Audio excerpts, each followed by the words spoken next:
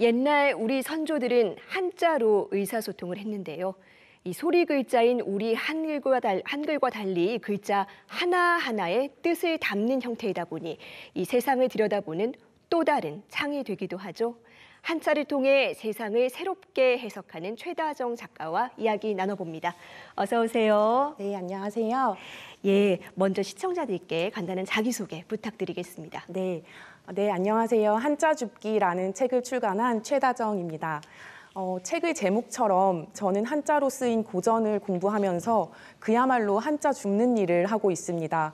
수백 수천 년 전에 이 땅에 살았던 선조들이 한자라는 문자로 남겨둔 기록들을 발굴해서 그것을 번역하고 또 연구하는 길을 걷는 중인데요. 이렇게 매일을 한자의 세계에서 지내오면서 느낀 감동을 담아서 얼마 전 책을 쓰게 되었습니다. 네, 작가님께서는 이전에 다른 직장을 다니기도 하셨는데요. 이 한문학자의 길을 걷게 되신 이유 궁금합니다. 옛날 사람이 한자로 쓴 고전 문학을 읽으면서 아주 오래전에 이 땅에 살았던 누군가도 결국에는 나와 비슷한 마음으로 삶의 희노애락을 느꼈다는 사실을 알게 되고 여기에서 굉장히 큰 위안을 받았는데요. 이렇게 한자라는 옛 문자를 연결고리로 삼아서 고전을 공부하는 일이 결국에는 지금 여기에서 살아가는 저와 또 우리들의 오래된 마음을 더 잘 이해하는 작업이라는 점에 굉장히 큰 매력을 느껴서 공부의 길을 걷기로 결심하게 되었습니다. 네, 하지만 이 옛 문자와 옛 글을 공부한다는 일이 쉽지만 않았을 것 같은데 어떠셨습니까? 네, 옛 글을 탐구하는 기쁨과 슬픔은 모두 그것이 과거에 쓰인 것이라는 데에서 비롯됩니다. 옛 글을 해독하다 보면 과거를 드나드는 문이 열린 것 같다는 기분이 들 때도 있는데요. 혹은 고서를 손으로 만지면서 읽을 때에는 마치 과거라는 시간을 만지는 듯한 느낌을 받기도 하는데 이렇게 옛날 사람들과 연결되는 듯한 그런 느낌을 받을 때 정말 설레고 기쁜 마음이 됩니다. 그렇지만 지금 연구하는 옛글이 어렵고 또 난해할 때에는 과거를 살았던 작가를 직접 만나서 궁금한 것을 물어볼 수 없다는 점에서 조금 답답함을 느낄 때도 있습니다. 네, 이번에 내신 책도 그러한 연결선상에 있는 것 같습니다. 작가님 첫 책이시죠? 이 한자 줍기. 어떤 내용 담았습니까?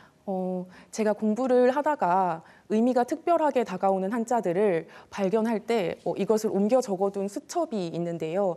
그 수첩 표지에 한자 줍기라고 제목을 달아두었습니다.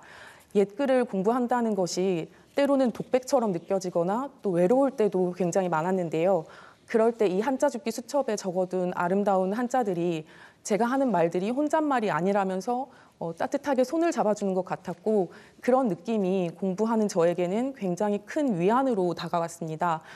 그래서 한자를 어렵다고만 생각하시는 많은 분들께서 한자가 이렇게 다정한 문자다라는 걸 좀 알아주셨으면 좋겠다라는 마음으로 그런 마음을 담아서 이 책을 짓게 되었습니다.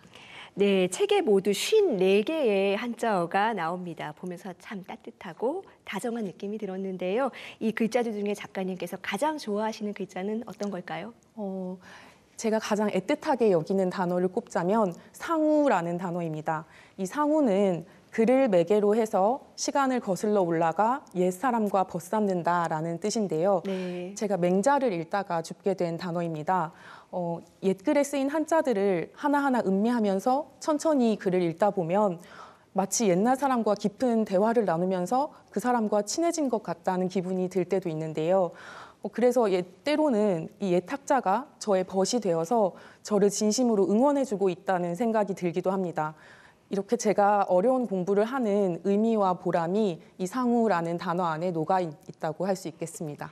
그렇다면 이렇게 글을 통해서 벗이 된 이 옛 학자 중에서 이 소개해주고 싶은 사람도 있을까요? 제가 가장 좋아하는 옛 벗은 조선 후기에 살았던 이덕무, 유득공, 박제가, 서희수 이렇게 4명의 문인학자입니다. 네. 네, 이들은 조선의 왕실 도서관이자 학술 연구기관이었던 규장각에서 서적 검토하는 일을 함께 했었는데요. 이들끼리 우정이 끈끈했고 또 서로 주고받은 시나 편지들도 많이 남아 있습니다. 그런데 이런 흔적들을 보면 조선의 학술을 이끌었던 인물들이 당시의 문학과 또 학문에 매진했던 열정이 전해지는데요.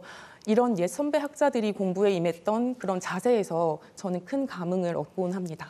예, 이 4명의 학자들도 우정이 끈끈했지만 이 시대를 초월해서 작가님과도 우정을 나눴다는 생각이 듭니다. 그렇다면 이 책에서 작가님께서 가장 좋아하는 부분을 한번 읽어주실 수 있으실까요? 네. 가장 좋아하는 부분은 날실 경자를 소개한 세로로 선 우리는 서로 기대어라는 제목의 글입니다. 책의 한 대목을 읽어봐 드리겠습니다. 네.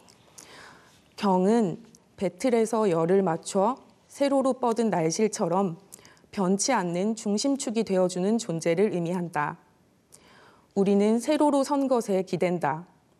하늘과 땅을 향해 뻗은 나무에 사람의 책에 세로로 서 있는 것들이 만나 면을 하나의 세계를 직조한다. 자신의 축을 붙잡고 살아가는 존재들은 주파수가 통하는 다른 축을 만나 기대고 기대어 우리가 된다. 네, 이 구절을 고르신 특별한 이유가 있으실까요? 이때 경자는 한 자리에 꼿꼿하게 서서 축이 되어주는 존재를 의미하는데요. 네.